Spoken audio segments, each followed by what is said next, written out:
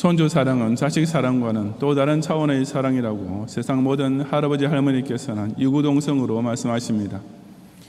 자기 핏줄을 통해 세상에 태어나 싱싱한 생명으로 자라는 것을, 특히 자기 자신의 육신은 점점 노쇠해지는 가운데 보게 되니 손주를 귀여워하고 아끼는 마음이 더욱 각별해질 수 없는 것 같습니다. 하지만 그 손주 사랑에는 한 가지 약점이 따라오는데, 바로 그런 할아버지나 할머니의 사랑만 받고 자란 아이들은 인성교육에 문제가 생기기 쉽다는 사실입니다. 야단이나 매를 전혀 맞지 않고 그저 귀여움만 받으며 자라게 되면 100이면 100다 버릇없게 될 것이 뻔합니다. 그런데 또 어쩔 수 없는 일은 할아버지 할머니들이 이것을 잘 알고 계시면서도 여전히 자기 손자 손녀를 차마 엄하게 대하지 못하신다는 사실입니다. 제 아버지 원로 목사님께서도 당신 입으로는 할아버지 할머니 손에서 자란 애들이 버릇이 없지라고 말씀하시면서도 정작 당신의 손자인 영은이를 두고서는 절대로 떼면 안 된다 라고 제게 걸핏하면 압력을 넣곤 하셨습니다.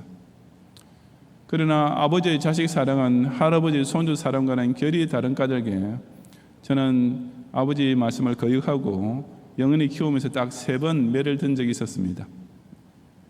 매를 아끼는 자는 그의 자식을 미워함이라, 자식을 사랑하는 자는 근실히 징계하느니라는 잠언 13장 24절 말씀대로 자식을 사랑하는 부모가 되기 위해서였습니다. 사도 바울이 고린도 교회 교인들을 향해 발휘한 사랑이 바로 그랬습니다. 비록 말썽 부리는 교인들이 많은 문제의 교회이긴 했지만 그 교회에 속한 영혼 하나하나를 아끼는 마음은 실로 지극했는데, 바울에게 있어 그것은 할아버지식의 사랑이라기보다는 아버지식의 사랑으로 나타났던 것입니다. 이 시간 저는 그 사도 바울의 증언을 통해 택자가 하나님의 자녀로서 사랑을 받고 있는 증거가 어떻게 나타나게 되는지를 함께 참고해 보고자 합니다. 첫째, 말씀을 통한 훈계가 곧 하나님께서 아주 아껴주시는 증거입니다. 1장 23절부터 2장 4절까지 함께 봉독하겠습니다. 내가 내 목숨을 걸고 하나님을 불러 증언하시게 하노니 내가 다시 고린도에 가지 아니한 것은 너희를 아끼려 함이라. 우리가 너희 믿음을 주관하려는 것이 아니요 오직 너희 기쁨을 돕는 자가 되려 함이니 이는 너희가 믿음에 섰음이라. 내가 다시는 너희에게 근심 중에 나아가지 아니하기로 스스로 결심하였노니 내가 너희를 근심하게 한다면 내가 근심하게 한 자밖에 나를 기쁘게 할 자가 누구냐. 내가 이같이 쓴 것은 내가 갈 때 마땅히 나를 기쁘게 할 자로부터 도리어 근심을 얻을까 염려함이요 또 너희 모두에 대한 나의 기쁨이 너희 모두의 기쁨인 줄 확신함이로라. 내가 마음에 큰 눌림과 걱정에 있어 많은 눈물로 너희에게 썼노니 이는 너희로 근심하게 하려 한 것이 아니요 오직 내가 너희를 향하여 넘치는 사랑이 있음을 너희로 알게 하려 함이라. 아멘. 사도 바울은 이 고린도 후서를 쓰기 얼마 전에 고린도 교회를 직접 방문한 적이 있었습니다. 원래의 계획은 고린도 교회를 2번 방문하는 것이었지만 한 번밖에 가지 못했는데, 여기 23절에서 내가 다시 고린도에 가지 아니한 것은 이라고 말하면서 바로 그 2번째 방문 계획이 취소된 경위를 이제 고린도 교회 교인들에게 해명하기 시작합니다. 사도 바울은 그 이유를 너희를 아끼려 함 때문이었다고 말했습니다. 이 아끼다라는 말은 지극히 소중히 여기다라는 뜻입니다. 비록 아무리 문제 많은 고린도 교회 교인이라 해도 가뜩이나 기독교인이 소수에 불과한 상태에서는 어쨌든 호랑이 새끼같이 귀중한 존재였습니다. 그래서 바울은 그들 중 단 한 명이라도 낙심하거나 탈선하지 않도록 세세하게 마음을 써서 키워가고 있었던 것입니다. 사도 바울이 그런 자세는 이어지는 구절에서 더 자세히 밝혀집니다. 우리가 너희 믿음을 주관하려는 것이 아니요 라고 말하고 있는 대로 그는 어떤 지배자 같은 자세로 교인 위에 군림하지 않았습니다. 그 대신에 오직 너희 기쁨을 돕는 자, 즉 참된 신앙의 생활에서 오는 기쁨을 제대로 누릴 수 있는 신자가 되도록 그들을 양육하고자 했습니다. 또한 이는 너희가 믿음에 섰음이라는 말대로 사도 바울은 일단 신앙 고백을 하고 세례를 받은 교인에 대해서는 그 개인 신앙의 양심을 함부로 의심하거나 판단하지 않고 그의 믿음을 인정해 주었습니다. 하지만 그렇다고 그냥 가만히 내버려 둔 것이 아니라 그런 신자들을 신앙 공동체인 교회를 중심으로 기쁨과 화평 중에 계속 신앙생활 더 잘하도록 이끌어가려 했던 것입니다. 이처럼 한 영혼을 아끼고 그가 신앙생활에 온전한 기쁨을 누릴 수 있도록 돕고자 하는 사도 바울의 마음이 구체적으로 어떻게 나타났습니까? 이어지는 2장 1절에서 사도 바울은 고린도 교회 교인들에게 내가 다시는 너희에게 근심 중에 나아가지 아니하기로 스스로 결심했다고 했는데, 이 근심이란 말은 문맥상 마음을 아프게 한 것이라는 뜻입니다. 그 첫 번째 고린도 교회 방문은 교인들을 책망해야 할 것만 생각하면서 가야 했으니 자연히 바울 자신도 마음이 아프고 발걸음도 무거울 수밖에 없었습니다. 내가 근심하게 한 자란 말은 그런 바울의 책망을 듣고 마음 상하게 된 교인을 뜻하며, 그러므로 내가 너희를 근심하게 한다면 내가 근심하게 한 자밖에 나를 기쁘게 할 자가 누구냐? 내가 갈 때 마땅히 나를 기쁘게 할 자로부터 도리어 근심을 얻을까 염려함이요 라는 말은 내가 너희를 근심하기만 하면 나를 기쁘게 해줄 사람도 없어지는 셈인데, 그렇다면 내가 굳이 그런 방문을 할 필요가 무엇이 있겠느냐라는 뜻입니다. 고린도 교회 교인들의 신앙생활에 기쁨을 돕는 것이 그의 방문의 목적인데, 그런 기쁨을 나눌 수 없을 것이 뻔한 근심의 방문을 바울은 두 번 다시 하고 싶지 않았던 것이며, 바로 그 까닭에 그 두 번째 방문을 취소했던 것입니다.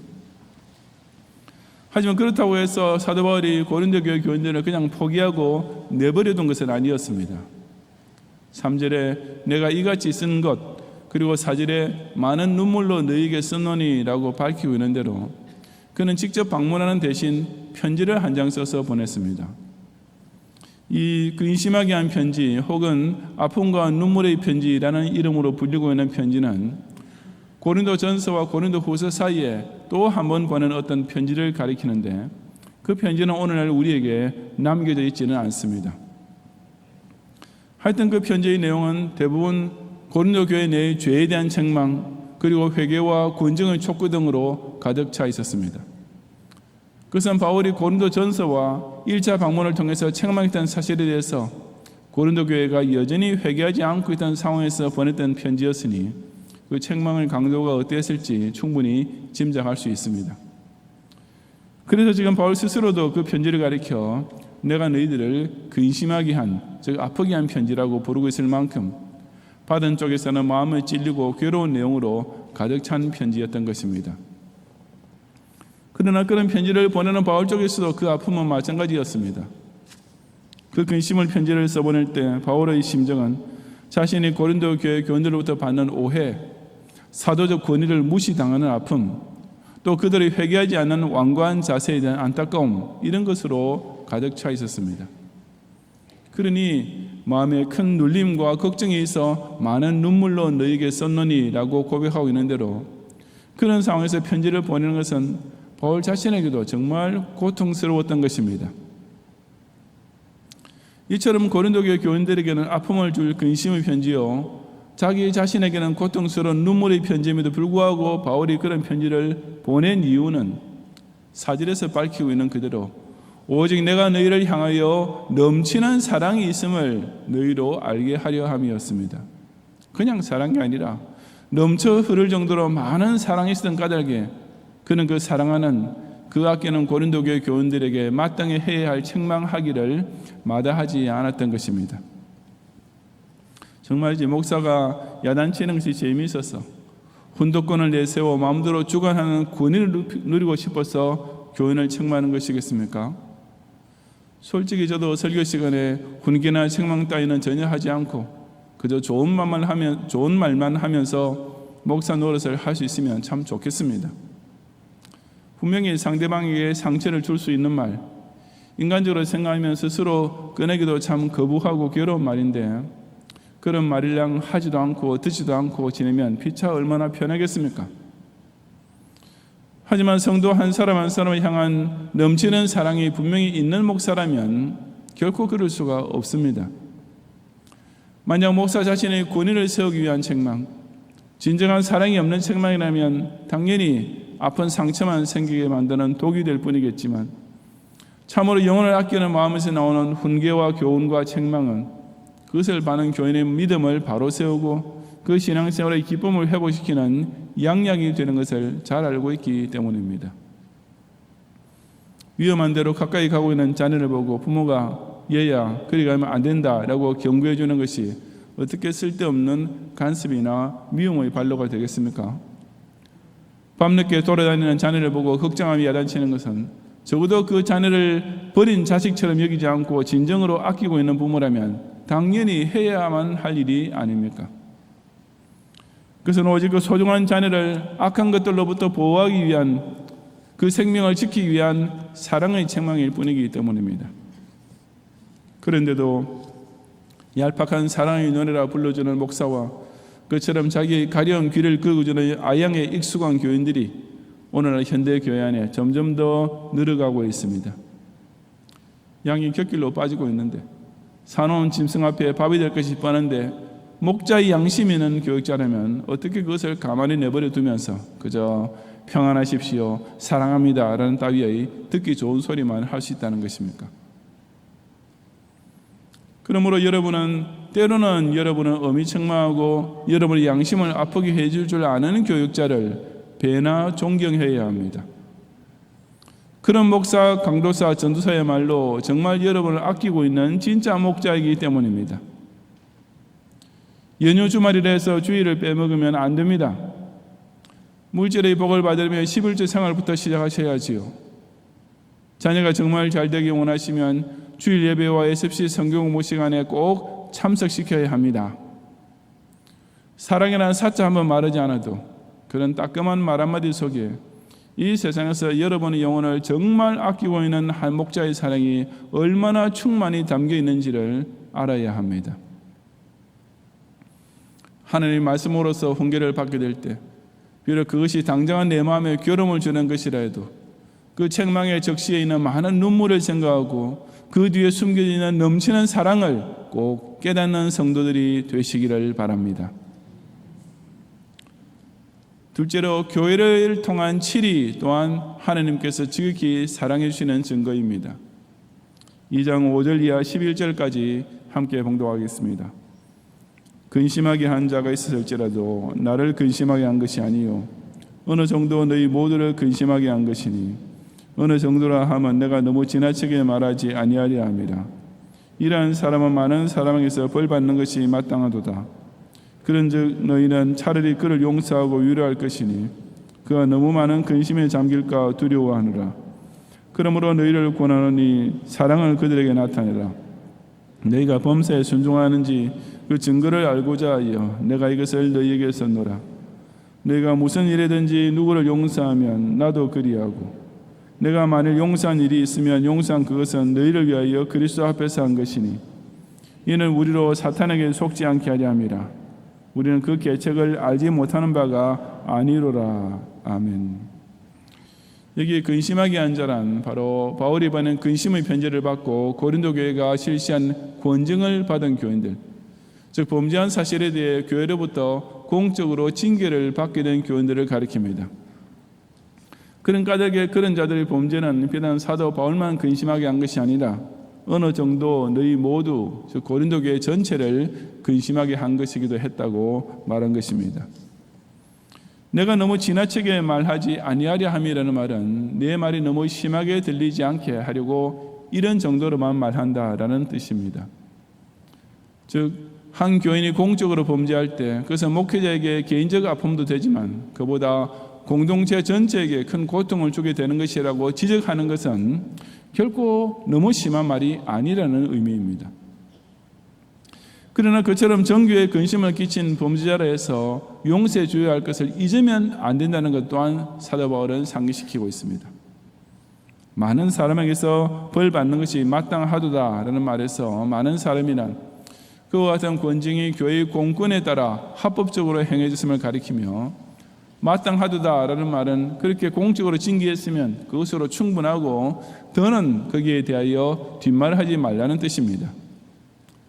왜냐하면 이제는 그를 용서하고 위로해야 할 때, 사랑을 그들에게 나타내야 할 때가 왔기 때문이었습니다. 죄를 드러내어 권징해야 할 때가 있으면 이제는 상처를 감싸고 덮어줘야 할 때가 있는 것입니다. 즉 벌할 때가 있으면 용서해 줄 때가 있어야 한다는 말입니다. 그렇지 않으면 그가 너무 많은 근심에 잠길 수 있기 때문입니다. 권징은 교회의 진리와 순결을 지키기 위해 꼭 실세해야 하지만 또한 그 목적 중의 하나가 범죄한 교인의 영적 유익을 도모함인 것도 잊지 말아야 합니다. 즉 범죄한 교인을 교회나 다른 성도로부터 완전히 단절시키는 것이 권징의 목적은 결코 아닙니다. 정죄하고 십을 하는 것만 칼같이 행할 줄 알고 진정 용서하고 위로하는 것을 잊어버리면 그 권징받은 교회는 크게 낙심하고 신앙생활 자체를 완전히 포기하고 말 위험에 빠지게 될 것이 뻔합니다. 그런 가족의 교회가 공적으로 권징한 후 그 징계의 기간이 끝나면 또한 반드시 공적으로 해벌을 시행해야 하는 이유도 여기에 있습니다. 용서가 없는 권징만으로는 그 범죄한 영혼을 다시 회복시키는 힘을 결코 발휘할 수가 없기 때문입니다. 이어지는 9절에서 사도 바울은 너희가 범사에 순종하는지 그 증거를 알고자 하여 내가 이것을 너희에게 썼노라고 했습니다. 그 근심의 편지를 써서 보낸 목적은 바로 바울의 책망에 순종하고 마땅히 교회에서 행해야 할 권징을 시시하도록 하려는 것이었습니다. 그리고 고린도 교회는 그제나마 그 범죄한 교인을 권징함으로써 그런 바울의 판단과 지시에 동의하고 순종했습니다. 그래서 바울은 이제 그 권징 순서에 용서가 꼭 따라가야 할 것을 그들에게 주지시켜 주고 있는 것입니다. 너희가 누구를 용서하면 나도 그리하고 라는 말은 고린도 교회가 교회의 이름으로 용서한 사실에 대해서는 사도 바울 역시 교회의 권위를 존중하는 마음으로 따른다는 뜻입니다. 자신이 사도임에도 불구하고 본인 역시 지교회의 관할과 치리를 존중한다고 말하는 것은 참으로 놀라운 자세가 아닐 수 없습니다. 왜냐하면 내가 용서한 그것은 너희를 위하여 그리스도 앞에서 한 것이니 라고 말하고 있는 것처럼 사도든지 장로든지 일반 성도든지 간에 그처럼 교회의 치리를 따르는 자세야말로 바로 예수 그리스도를 교회의 머리로 모시고 있는 한 성도로서 지극히 당연한 자세이기 때문이었습니다. 끝으로 사도 바울은 그처럼 반드시 용서가 따르는 권징을 실시해야 할 이유를 한 가지 더 덧붙이면서 이는 우리로 사탄에게 속지 않게 하려 함이라고 했습니다. 사탄은 교회가 권징하지 않은 교인을 사용해서 교회를 제 마음대로 망쳐놓을 수 있습니다. 마찬가지로 교회가 권징 후에 용서하지 않은 교인 역시 사탄의 좋은 먹잇감이 되는 것입니다. 용서하는 마음, 진정한 영혼을 사랑하는 마음 없이 행하는 권징은 사탄이 성도 사이를 이간질시키고 교회의 화평을 파괴하는 수단으로 역이용할 수 있습니다. 사탄은 적어도 그 정도로 교활하다는 사실을 신자의 교회는 잘 파악하고 있어야 합니다. 우리는 그 계책을 알지 못하는 바가 아니로라고 사도 바울이 말한 것처럼 적어도 기독 신자의 교회는 사탄이 꾀하는 그런 수작을 훤히 꿰뚫어보고 그 사탄이 머리 꼭대기에서 놓을 수 있을 정도로 영적 단수가 높아야 합니다. 이처럼 바른 권징은 교회의 덕을 세우고 복음의 진리를 지킬 뿐 아니라 범죄한 영혼에게도 결국 유익을 끼치는 능력까지 발휘합니다. 용서 없는 권징은 교회 안에 아무리질 길 없는 많은 상처만 만들어 나갈 뿐이지만 진정한 영혼을 아끼는 마음으로 행하는 권징은 사탄의 교란 작전을 분쇄하고 약한 영혼과 병든 영혼을 회복시키고 더 강하게 만드는 치료의 능을 발휘하게 됩니다.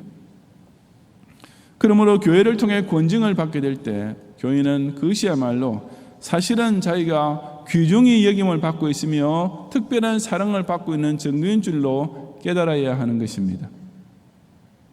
흔히 아이들은 자기 집이 자기의 자유를 제한하고 홀로 서기를 막는 방해물이나 되는 것처럼 생각하기 쉽습니다. 그래서 극단적으로는 가출까지도 하는 것입니다.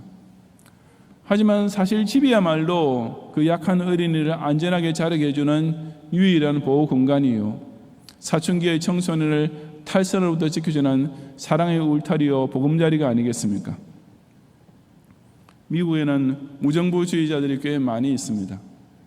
이들은 언젠가 미국 정부에 대항하여 한판 싸움을 벌이게 될 날을 대비해서 자체 군사 훈련까지 하는 자들입니다. 그러나 그들이 그처럼 국가를 부정하고 무정부주의를 주장할 수 있는 자유 그 자체가 바로 다름 아닌 국가와 정부에 의하여 보장되고 있다는 사실을 그들은 모르고 있는 것입니다. 집이라는 울타리가 자녀를 지켜주듯이 교회는 교인이라는 개인을 구속하는 것이 아니라 오직 그 신앙생활을 보호해주고 돌보아주는 공동체일 뿐입니다. 국가가 법을 가지고 국민을 속박하는 것이 아니라 그 생존과 자유를 보장해 주듯이 장로교의 헌법과 그 법을 가지고 교회를 관할하고 치일하는 당회도 결코 개인 신앙의 자유를 제한하거나 방해하는 것이 아니라 그 구원의 확신을 안전히 지켜주고 그 삶의 신앙의 질을 통해 그리스도 안에서 진짜 자유롭게 영위될 수 있도록 이끌어주는 역할을 하고 있을 뿐입니다. 그래서 초대교회 시절에는 배교하며 교회를 떠나버린 사람을 가리켜 마치 유산되어서 어머니의 자궁을 빠져나가버린 태아와 같다고 말했습니다. 태아가 자궁을 벗어나는 것이 자유이겠습니까? 자궁이야말로 실제로 태아가 어머니의 사랑을 육체적으로 지속적으로 받으며 생존할 수 있는 유일한 공간이 아닙니까? 교회 역시 예수 그리스도의 사랑이 현실적으로 베풀어지고 그 보호를 실제로 담보받아 누릴 수 있는 태아에 있어서 어머니의 자궁과도 같은 곳입니다. 그러므로 교회로부터 공적인 권징을 받게 되면 하나님께서 아직도 나를 사탄의 손에 넘기지 않으시고 여전히 당신의 자녀로 끝까지 붙잡아 주시는 증거인 줄로 받아들이고 평소에 이루어지는 당회의 관할과 치리 역시 교회의 머리 되신 주님께서 그 아끼시는 양들의 유익을 위해 돌보시는 고마운 손길인 줄로 깨닫는 성도들이 되시기를 바랍니다. 성도 여러분, 사도 바울이 고린도 교회 방문을 취소하고 그 대신 엄한 책망이 담긴 근심의 편지를 보냈을 때 그것은 그가 고린도 교회 교인들을 덜 사랑하는 듯이 보였을 것입니다. 하지만 사실은 그 훈계와 책망이야말로 사도 바울이 고린도 교회 교인들을 지극히 아끼고 있다는 증거였습니다. 고린도 교회가 그런 사도 바울의 지시를 받고 자기 교회 교인들 중 일부를 권증한 것도 언뜻 보기에는 형제 사랑이 부족한 처사처럼 여겨졌을 것입니다. 그러나 그것 역시 사실은 그 범죄한 교회의 영혼을 진짜로 사랑하고 있었기 때문에 이루어진 일이었습니다. 영어 속담에 Spare the rod and spoil the child. 매를 아끼면 자식을 망친다는 말이 있습니다. 제가 미국에 있을 때 언젠가 어느 한인 목사님의 대학생 아들이 미국에서 자란 아이답지 않게 너무나 예의 바른 것을 보고 넌 어쩌면 그렇게 기특하게 잘 자랐니? 라고 물어본 적이 있었습니다. 그 대답은 기가 막히게도 다 아빠한테 빠뜨려 맞은 덕분이에요 라는 것이었습니다. 저는 정말 놀랐습니다. 아니 미국에서 자기 아들을 빠뜨려 때리는 아버지가 있는 것도 놀랍지만 그런 아버지의 매를 원망하지 않고 오히려 고마워할 정도가 되었으니 정말 잘 키운 아버지고 제대로 자란 아들이구나 라고 감탄하지 않을 수 없었던 것입니다.